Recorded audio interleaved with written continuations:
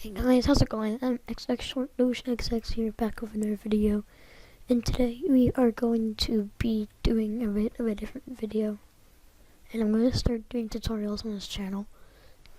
So, let's start this video with, I'm going to be showing you how to get the legendary game GTA San Andreas for free, 2018. Works 100% of the time. So what you want to do is you want to go to this link in the description. It'll take you to oceanogames.com. And it'll take you to a free download of GTA San Andreas. So I'm currently downloading it right now. And yeah. So all you have to do is just scroll down. You can see the system requirements.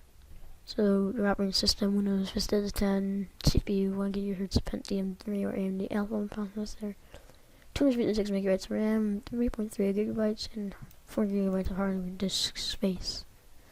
So all you have to do is click the button below and wait a few seconds on the next page. The download will start automatically in the installation guide. It's also in the video.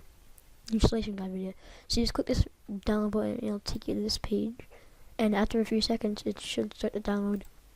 Click here for the Android version of GTA SA if you want that. So yeah. That is it for this video. I'll see you guys in the next one. Bye.